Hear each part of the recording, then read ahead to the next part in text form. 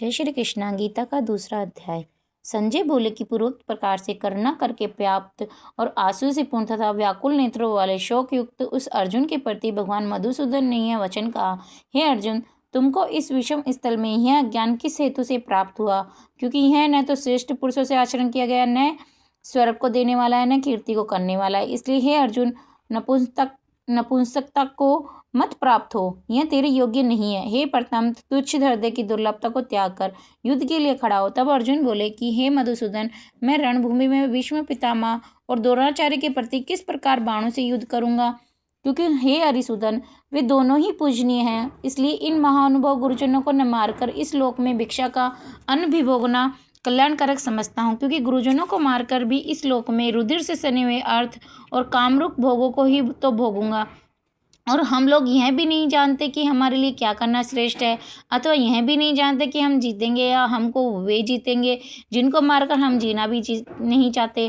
वही धृतराष्ट्र के पुत्र हमारे सामने खड़े हैं। इसलिए कायरता रूप दोष करके उपहत हुए स्वभाव वाला और धर्म के विषय में मोहित हुआ मैं आपसे पूछता हूँ कि जो कुछ निश्चय किया हुआ कल्याणकारक साधन हो वह मेरे लिए कहिए, क्योंकि मैं आपका शिष्य हूँ। इसलिए आपके शरण में हुए मेरे को शिक्षा दीजिए, क्योंकि भूमि में निष्कंटक धन धान्य संपन्न राज्य को और देवताओं के स्वामीपने को प्राप्त होकर भी मैं उस उपाय को नहीं देखता हूँ जो कि मेरी इंद्रियों के सुखाने वाले शोक को दूर कर सके। संजय बोले, हे राजन, निद्रा को जीतने वाले अर्जुन अंतर्यामी श्री कृष्ण महाराज के प्रति इस प्रकार कहकर फिर गोविंद भगवान से युद्ध नहीं करूंगा ऐसे स्पष्ट कहकर चुप हो गए। उसके उपरांत हे भरतवंशी धृतराष्ट्र, अंतर्यामी श्री कृष्ण महाराज ने दोनों सेनाओं के बीच में उस शोक युक्त अर्जुन को हंसते हुए से यह वचन कहे, हे अर्जुन, तू न शोक करने योग्यों के लिए शोक करता है और न पंडितों के वचनों से वचनों को कहता है, परंतु पंडित जन जिनके प्राण चले गए हैं उनके लिए और जिनके प्राण नहीं गए हैं उनके लिए भी शोक नहीं करते, क्योंकि आत्मा नित्य है, इसलिए शोक करना अयुक्त है। वास्तव में न तो ऐसा ही है कि मैं किसी काल में नहीं था, अथवा तू नहीं था, अथवा ये राजा लोग नहीं थे, न ही ऐसा है कि इसमें आगे हम सब नहीं रहेंगे। किंतु जैसे जीवात्मा की इस देह में कुमार, युवा, वृद्धावस्था होती है, वैसे ही अन्य शरीर की प्राप्ति होती है। उस विषय में धीर पुरुष नहीं मोहित होता। अर्थात जैसे कुमार, युवा और जरावस्था रूप स्थूल शरीर का विकार अज्ञान से आत्मा में भासता है, वैसे ही एक शरीर से दूसरे शरीर को प्राप्त होना रूप सूक्ष्म शरीर का विकार भी अज्ञान से ही आत्मा में भासता है। इसलिए तत्वों को जानने वाला धीर पुरुष इस विषय में मोहित नहीं होता। हे कुंती पुत्र, सर्दी गर्मी और सुख दुख को देने वाला इंद्रिय और विषयों के संयोग तो क्षणभंगुर है और अनित्य हैं। इसलिए हे भरतवंशी अर्जुन, उसको तू सहन कर, क्योंकि हे पुरुष श्रेष्ठ, दुख सुख को समान समझने वाला जिस धीर पुरुष को ये इंद्रियों के विषय व्याकुल नहीं कर सकते वह मोक्ष के लिए योग्य होता है। और हे अर्जुन, असत वस्तु का तो अस्तित्व नहीं है और सत का अभाव नहीं है। इस प्रकार इन दोनों का ही तत्व ज्ञानी पुरुषों द्वारा देखा गया है।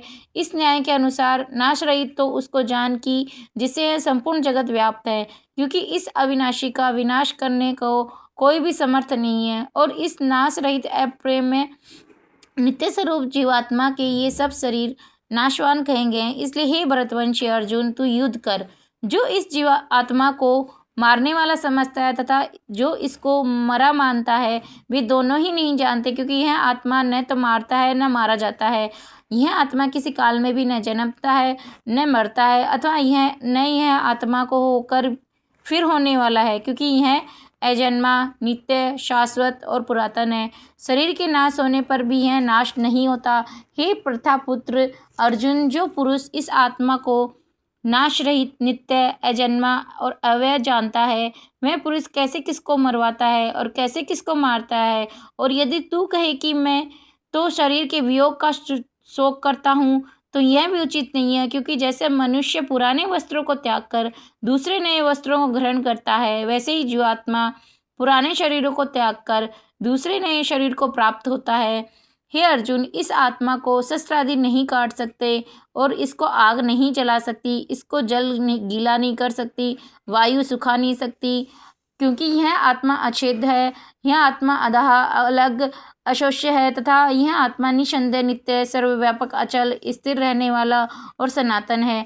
यह आत्मा अव्यक्त अर्थात इंद्रियों का अविषय और यह आत्मा अचिंत्य अर्थात मन का अविषय और यह आत्मा विकार रहित अर्थात न बदलने वाला कहा गया है।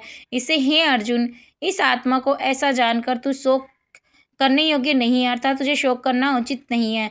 यदि तू इसको सदा जन्मने तथा सदा मरने वाला माने तो भी हे अर्जुन इस प्रकार शोक करने को योग्य नहीं है, क्योंकि ऐसा होने से तो जन्मने वाले की निश्चित मृत्यु और मरने वाले का निश्चित जन्म होना सिद्ध हुआ है। इससे भी तू इस बिना उपाय वाले विषय में शोक करने को योग्य नहीं है। यह भीष्म आदिकों के शरीर मायामय होने से अनित्य है, इससे शरीर के लिए भी शोक करना उचित नहीं है, क्योंकि हे अर्जुन